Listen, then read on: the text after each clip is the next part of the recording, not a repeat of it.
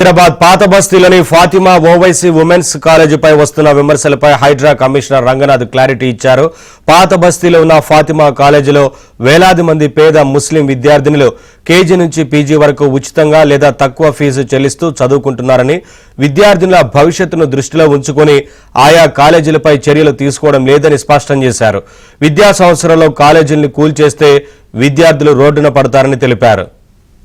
ఏది మీరు ఓవైసీ గారిది అంటున్నారు, లేకపోతే మల్లారెడ్డి గారి కాలేజ్ ఉండొచ్చు, లేకపోతే ఇంకా మనకి ఏది పల్లరాజు రెడ్డి గారి కాలేజ్ ఉండొచ్చు. ఇట్లా రకరకాల చాలా కాలేజెస్ వచ్చాయి. మాకు చాలా కాలేజెస్ మీద కంప్లైంట్లు వచ్చాయి, FTL లో ఉన్నాయని చెప్పేసి. బట్ పిల్లల భవిష్యత్తుని మనం దృష్టిలో పెట్టుకొని అకాడమిక్ ఇయర్ అనేది ఇప్పుడు నడుస్తున్నది. ఇప్పుడు కనుక తీస్తే వేలాది పిల్లలు ఇది మొత్తం రోడ్ల మీదకి వస్తారు. ఒక మెడికల్ కాలేజ్ స్టూడెంటో, ఒక ఇంజనీరింగ్ కాలేజ్ స్టూడెంటో, ఒక 10th ఎగ్జామ్ రాసేవాడు, ఇంటర్మీడియట్ చదివేవాళ్ళు చాలా కాలేజ్ మీద వచ్చాయి ఇట్లా కంప్లైంట్స్. రేపు తప్పకుండా అకాడమిక్ ఇయర్ అయిన తర్వాత వీళ్ళ ఎక్కడైతే గనక ఇటువంటి ఉన్నాయో కంప్లైంట్స్ వాటిని తప్పకుండా హ్యాండిల్ చేసి ఓవైసీ అసలు ఛాలెంజ్ చేస్తా ఉన్నారు హైడ్రాని ప్రభుత్వాన్ని. మీ బిల్డింగ్స్